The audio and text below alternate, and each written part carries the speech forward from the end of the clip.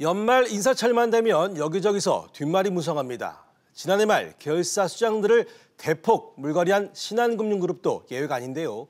제2의 신한사태란 얘기가 나오고 있는 수뇌부 갈등설, 왜 불거졌는지 짚어보겠습니다. 자, 손수호 기자. 네. 신한금융그룹이 지난해 말 예년보다 빨리 계열사 사장단 인사를 단행을 했습니다. 네. 그런데 상당히 파격적이었어요. 신한금융이 내세운 조기 인사 배경은 세대 교체를 통한 조직 쇄신이었습니다. 네.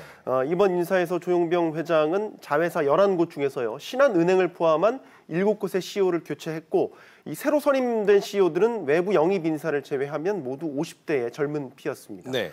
2001년 지주회사 출범 이후에 최대 폭의 물갈이 인사라는 평가가 나오고 있습니다. 조직 안팎의 위기에 대응하면서 또 인사적체 해소를 통한 분위기 전환도 노린 대규모 인사라는 평가입니다. 또한 이 조용병 회장 자신이 지금 채용 비리와 관련해서 재판을 받아야 하고, 이번에 조기에 교체된 위성호 행장 역시 재수사가 진행되는 이른바 남산 비리에 연루돼서 조직 안정과 또 친정체제 구축이 필요했다는 점도 조기 인사의 배경이라는 분석이 나오고 있습니다. 그렇군요. 세대 교체를 명분으로 내세우기는 했지만 그룹 2인자인 위성호 행장을 물러나게 한 것은 정말 예상 밖입니다. 자, 박효준 기자. 예.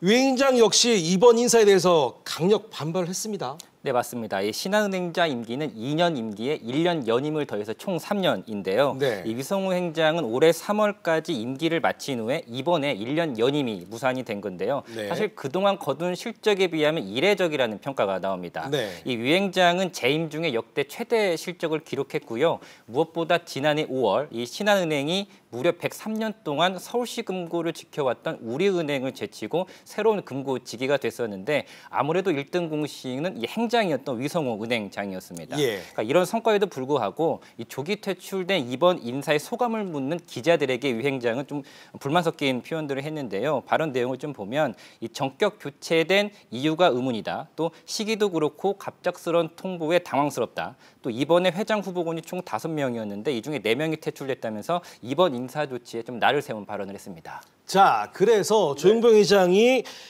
연임을 노리고 라이벌인 위성호 행장을 물러나게 했다, 이런 해석들이 나오는 거죠. 그렇습니다.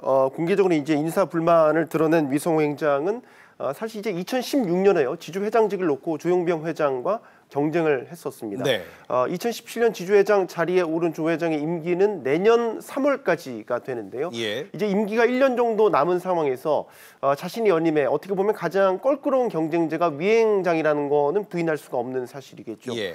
또한 이 5개 주요 자회사 최고 경영자들 회장 후보군에 포함되기 때문에 이 세대 교체를 이유로 위행장을 비롯한 기존 인사들을 대거 교체한 것은 새 인물을 발탁해서 친정 체제를 구축하는 것이 자신의 연임에도 유리할 것이다라는 계산이 깔려 있다라는 겁니다. 네. 한마디로 이 차도살인, 즉 자신의 연임을 위해서 과거 신한 사태를 이용했다는 건데, 관련 분석 들어보겠습니다.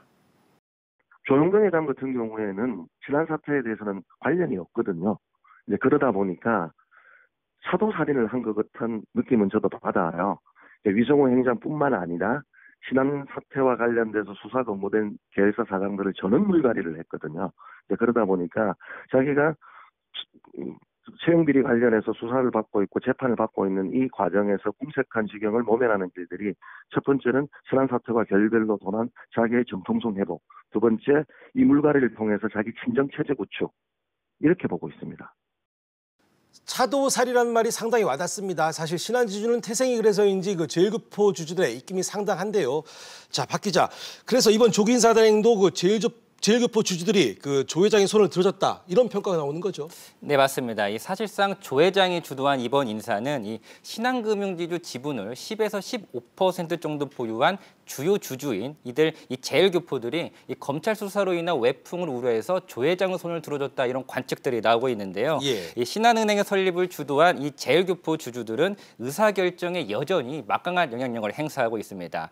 이 2010년 신한 사태 때에도 이 랑찬 전 회장과 신상훈 전 사장, 그리고 이백순 전 행장이 일본으로 직접 건너가서 주주들을 직접 만났을 정도였는데요. 이번 자회사 사장단 인사는 이 자회사 경영위원회 이 자경위를 거쳐서 이사회에서 최종 승인이 됐는데 이사회 내에 사회이사가 10명이 있는데 이 중 4명이 제1교포입니다. 네. 이 진옥동 후임 행장은 신한은행 근무 32년 중에서 10여 년을 일본에서 보낸 대표적인 일본통이고요.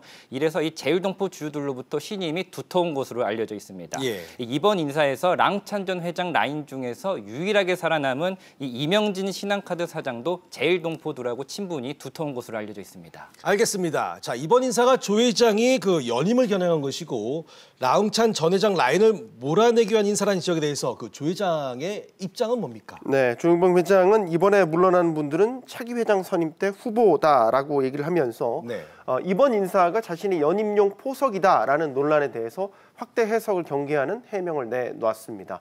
하지만 위성호 행장 등 회장 후보군들은 현직에서 물러났기 때문에 이른바 현직 프리미엄이 사라지면서 설득력이 떨어진다 이런 지적도 나오고 있습니다. 새로 같은 사람들이 경영 실적이 별로 안 좋고 이러면은 이번에 이제 일종의 숙청당한 사람들이죠. 그분들이 다시 기회가 올 수도 있다는 측면에서는 사실 예비 후보군이라고 볼 수는 있죠. 그런데 최근에 보면은 현직들이 승계하는 경우가 많기 때문에 일단은 현직에서 물러났다는 것 자체가 차기 경쟁에서 상당히 불리한 처지에 놓였다고 볼 수 있겠죠.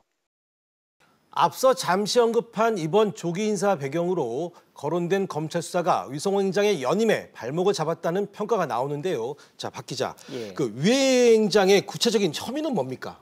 네, 위성호 행장은 이른바 이 남산 3억 원 관련해서 위증 혐의를 받고 있습니다. 네. 2008년 당시 이백순 신한은행장이 랑찬 회장 지시로 이 남산에서 이명박 전 대통령 당선 축하금 이 3억 원을 이상등 전 의원 측에 전달했다는 의혹인데요. 예. 당시 지주사 공보 담당 부사장이었던 이 위 행장이 이 사건 관련해서 사실 은폐와 거짓 증언을 했다는 혐의를 받고 있습니다.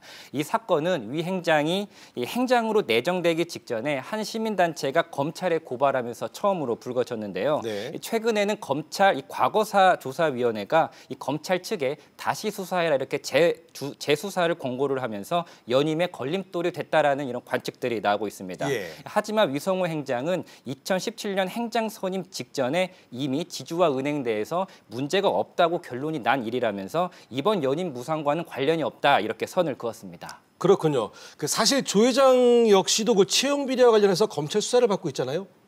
그런 점에서 검찰 수사로 인한 리스크를 차단하기 위해서 수장 교체를 단행했다는 주장은 좀 무리가 있어 보이지 않나 싶습니다.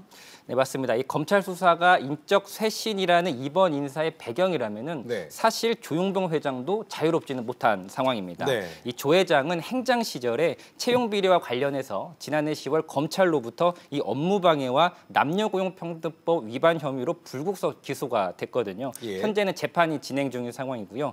이 외부 청탁 지원자와 신한은행 임원 자녀 명단을 관리하면서 채용 특혜를 줬고 남녀 성비를 조정했다는 혐의를 조용병 회장 받고 있습니다. 예. 이 가운데 랑찬 전 회장의 이 조카 손자를 불법 채용하는 데 관여했다는 건도 이 건엔 다 포함이 되어 있는 상황인데요. 이 때문에 채용 비리에 연루된 조 회장 본인도 쇄신 대상 아니냐 이런 비판이 나오고 있습니다.